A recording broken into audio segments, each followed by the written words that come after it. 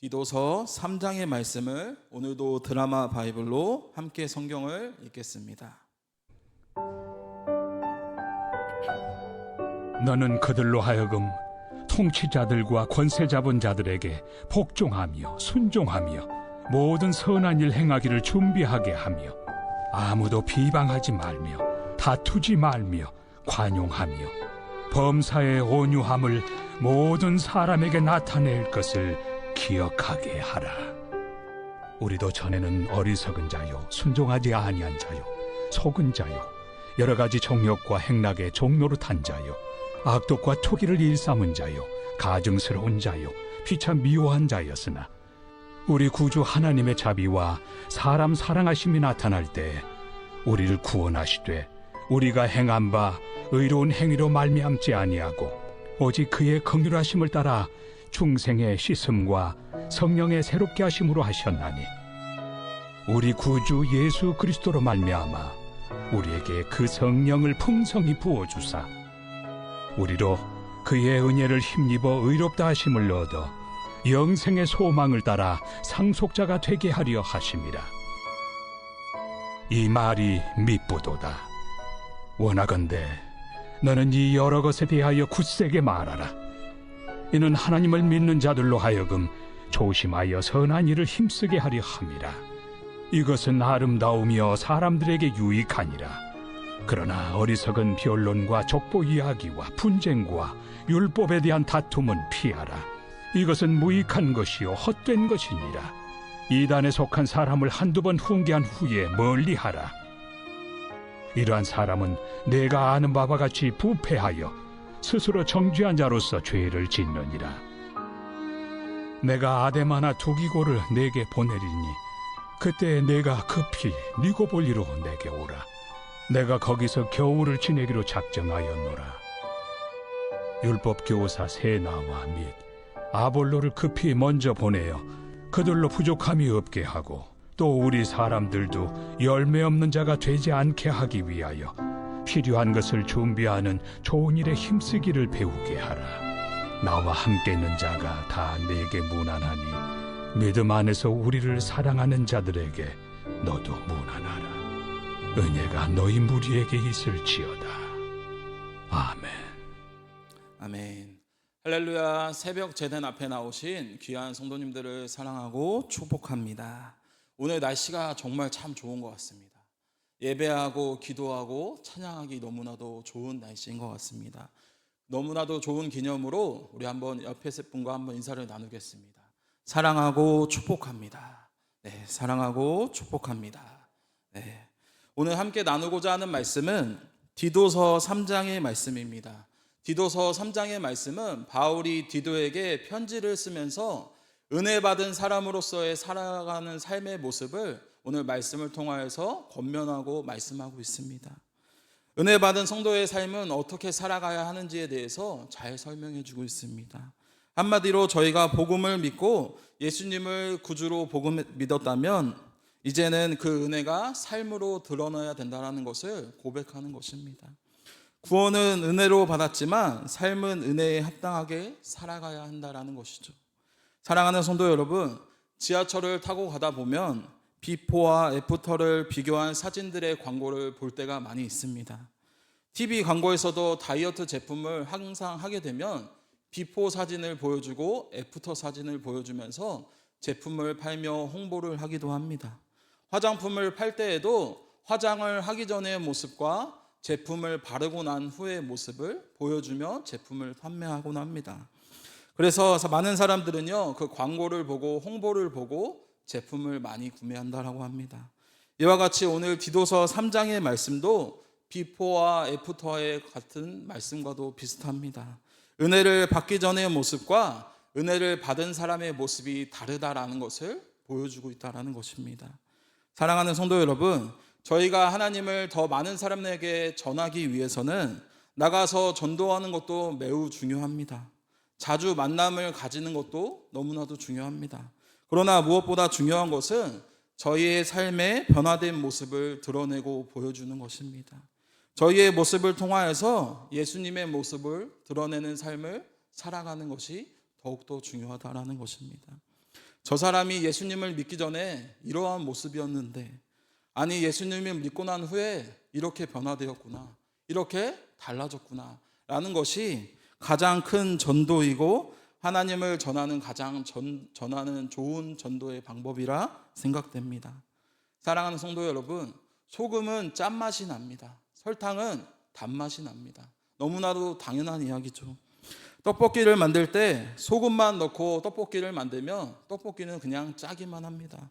그러나 소금과 설탕이 융합되면요, 어느 정도의 간이 맞춰진다라는 것이죠. 떡볶이가 짜지도 않고 달지도 않고 적당히 간을 맞춰줍니다. 이처럼 이 세상에는 당연한 것들이 있고 당연하게 흘러가는 시간 속에 세월은 흐르고 있습니다. 그러나 그리스도인의 모습은요, 조금은 달라져야 된다는 것입니다. 아니, 다르게 살아가야 된다는 것입니다.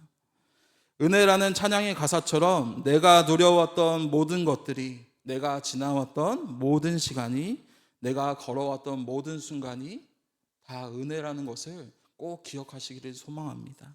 당연한 것은 아무것도 없다라는 것입니다.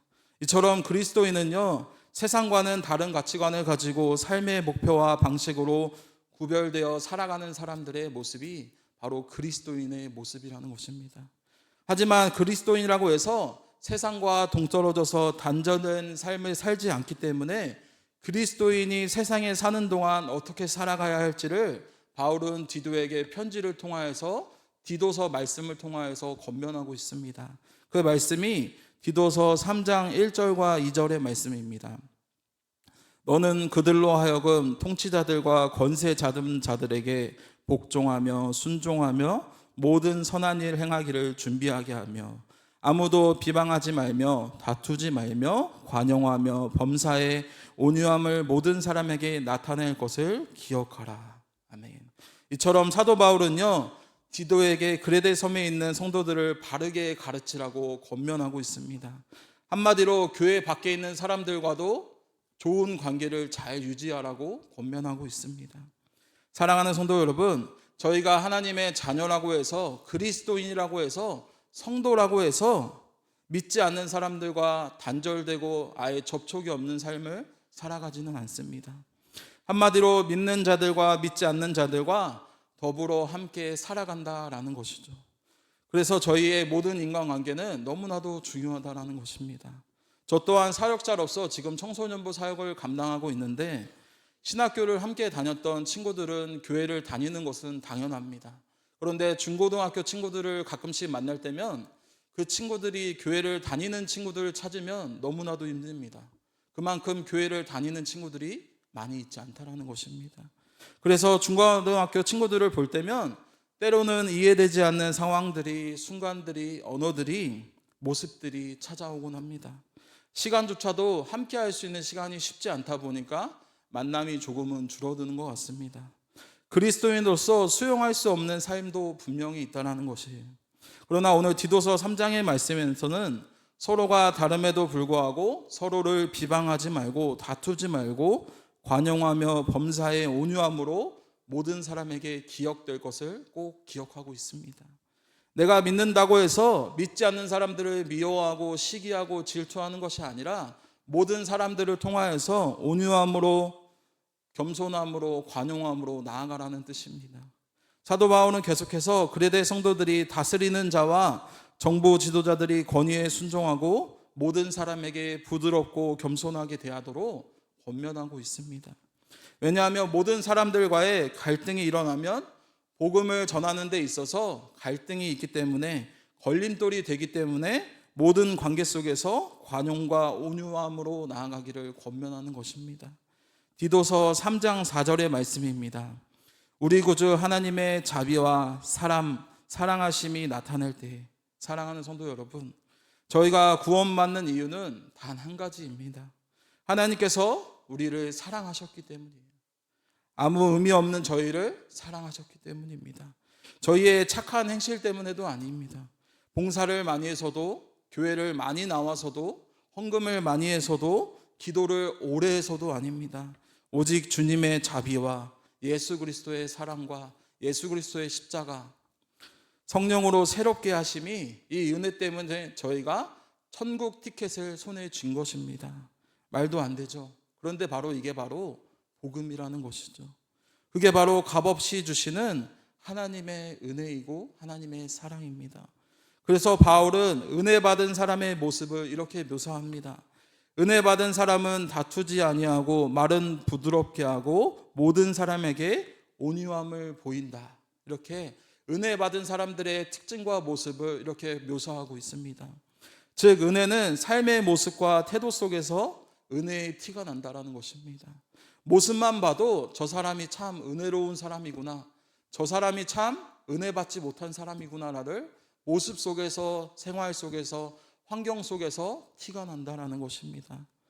혹시 집에서 아내나 남편이 자녀에게 화를 내고 있다가 갑자기 교회 목사님이나 교회 권사님이 갑자기 전화 오시면 목소리가 가라앉아 상황에 맞지 않는 밝은 목소리로 통화하시는 목소리를 많이 들어보셨나요?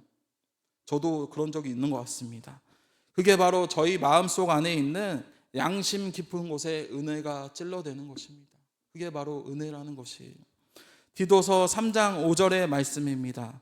한번 이 말씀은 한번 다 같이 한번 읽으면 좋을 것 같습니다. 다 같이 읽겠습니다. 우리를 구원하시되 우리가 행한 바 의로운 행위로 말미암지 아니하고 오직 그의 긍휼하심을 따라 중생의 씻음과 성령의 새롭게 하심으로 하셨나니. 아멘.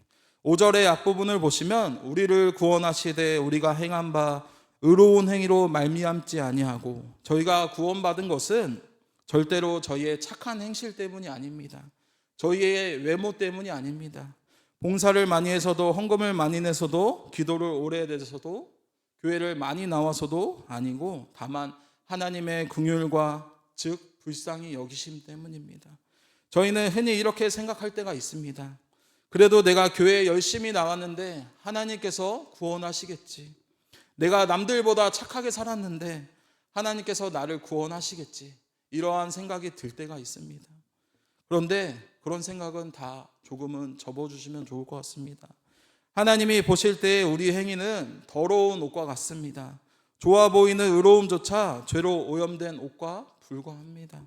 예를 들어 흰 와이셔츠에 커피 한 방울만 튀겨도 그 옷이 어떻게 될까요? 깨끗하게 지워질까요? 얼룩은 남아 있습니다. 겉으로는 깨끗해 보여도 죄의 얼룩은 남아 있다라는 거예요. 그래서 우리를 구원하신 우리의 행위가 아니라 오직 하나님의 긍휼이고 하나님의 사랑이고 하나님의 은혜입니다. 그래서 성도라면, 그리스도인이라면, 은혜 받은 자라면 항상 선한 일을 할 준비가 되어 있어야 합니다. 영혼을 살리기 위해서는 부지런함 또한 있어야 한다는 것이죠. 하나님께서 저희를 깨끗하게 씻어주시고 죄 가운데 십자가를 지시고 저희를 구원하셨습니다. 그리고 하나님과 올바른 관계를 맺게 하셨습니다. 그래서 저희는요, 모든 관계에 있어서 새로워져야 하고 항상 하나님 앞에 나아가야 합니다. 5절 본문은 계속해서 이렇게 말합니다. 오직 그의 긍휼하심을 따라 중생의 씻음으로 하셨나니. 중생이라는 말은 거듭남을 의미합니다. 즉 예수 그리스도를 믿을 때 성령께서 우리 안에 들어오셔서 옛사람은 씻어내고 새 사람으로 바꾸어 주신다라는 뜻을 여기서는 중생이라고 표현하고 있습니다. 이것은 내가 단순히 착해졌다라는 뜻이 의미가 아닙니다. 완전히 새로운 존재로 바뀌었다라는 것을 고백하는 것이에요. 거듭남이라는 것은 단순히 낡은 집을 리모델링하는 것이 아니에요. 완전 재건축하는 것입니다. 집을 통째로 허물고 재건축을 의미합니다.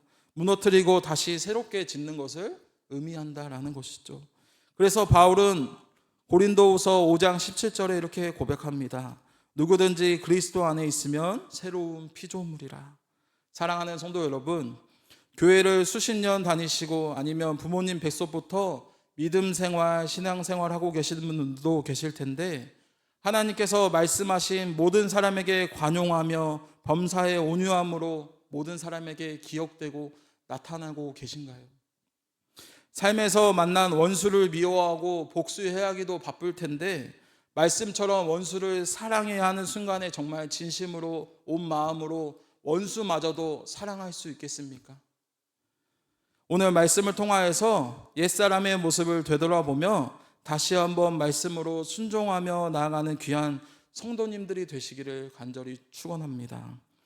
그리스도인의 삶의 모습은요, 믿지 않는 사람들과의 삶이랑 조금은 구별되고 다른 삶을 살아가야 합니다.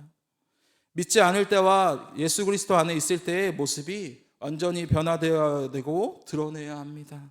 왜냐하면 저희가 하나님을 드러내고 보여줄 수 있는 가장 좋은 방법이 저희가 살아가는 삶의 모습이기 때문입니다. 저희의 모습을 통하여서 예수 그리스도의 향기가 드러나기 때문입니다. 마지막으로 바울은요, 8절 하반절에 이렇게 강조하고 있습니다. 하나님은 믿는 자들로 하여금 선한 일을 힘쓰게 하라. 은혜는 삶에서 선한 일로 드러나게 되어 있습니다. 그런데 이 선한 일이 억지로가 아니라 기쁨이라는 것이죠. 누가 시켜서가 아니라 자신이 기쁨으로 행한다라는 것입니다. 교회를 청소하면서도 내가 또 걸레질을 해야 되나 라고 생각하는 것이 아니라 주님, 제 마음도 깨끗하게 하여 주시옵소서. 봉사를 하면서도 내가 또 봉사를 해야 되는구나 라고 생각하는 것이 아니라 주님께서 날 정말 귀하게 쓰시는구나 라는 생각을 가지시면 좋을 것 같습니다. 가정에서도 설거지하면서 또 나만 설거지하나 라고 생각이 분명히 드실 텐데, 저도 어저께 들었는데 주님, 제 마음을 깨끗하게 해주셔서 감사합니다 라는 마음은 조금 돌이켜주시면 감사하겠습니다. 사랑하는 성도 여러분, 은혜 받는 사람의 섬김이 기쁨이 됩니다. 은혜 받는 사람의 모습은요, 달라도 너무나도 다르다라는 거예요. 세상 사람들은 자기의 이익을 위해서 움직이지만 저희는 은혜 때문에 남을 세워주고 섬기고 봉사합니다. 그게 바로 은혜의 티나는 삶의 모습이라는 것이죠. 은혜 받은 사람들의 모습이라는 것입니다. 은혜 받은 사람은 나 은혜 받았어 라고 말하지 않아도 됩니다. 왜냐하면 삶에서 그 은혜가 드러나기 때문이에요. 말투에서, 태도에서, 표정에서, 행동에서 은혜가 티가 나기 때문입니다. 그래서 한마디로 은혜 받은 사람의 삶의 모습은요, 확실히 달라도 너무나도 다르다라는 것입니다. 이제 말씀을 정리하고자 합니다. 오늘 하루도 이 새벽으로 말씀을 시작하시는 귀한 성도님들 가운데 늘 하나님의 말씀으로 순종하는 삶을 살아가시기를 간절히 소망합니다. 은혜 받은 사람의 모습은요, 달라도 너무나도 다르다라는 것을 오늘 말씀을 통하여서 함께 나누었습니다.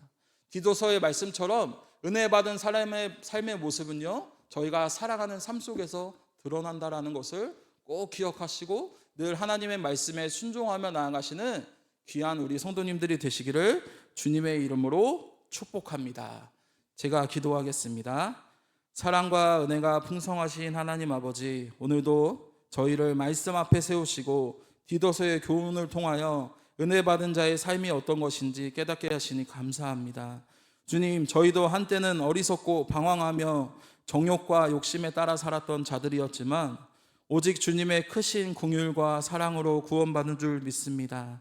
저희가 잘나서가 아니라 예수 그리스도의 십자가와 부활의 은혜 때문에 새로운 생명을 얻었음을 고백합니다.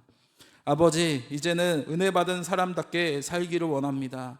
세상 가운데서 순종과 겸손으로 행하게 하시고 쓸데없는 다툼과 미움이 아니라 사랑과 선행으로 빛을 비추게 하여 주시옵소서. 저희의 말과 행동이 달라지고 우리의 마음가짐과 관계가 달라지게 하여 주시옵시고, 주님, 교회 공동체 안에서 분열이나 헛된 논쟁이 아니라 서로를 세우고 위로하며 복음을 전하는 일에 선한 일을 힘쓰게 하시고 가정과 일터와 이웃 가운데서도 예수님의 향기를 드러내는 우리 불꽃교회 성도님들이 되게 하여 주시옵소서. 오늘도 말씀으로 시작하는 가운데 있습니다. 오늘도 말씀 앞에서 하나님의 뜻을 따라 살아가게 하여 주시옵시고, 오늘도 저희를 은혜를 붙드시는 주님을 찬양하며 저희의 모든 삶의 주님이 되시는 은혜를 삶에 되기를 하여 주시옵시고, 이 작은 예물 바칩니다. 하나님께서 사용하여 주시옵시고, 오늘도 말씀으로 새롭게 세워 나아가는 귀한 시간들이 되게 하여 주시옵소서. 예수님의 이름으로 기도드립니다.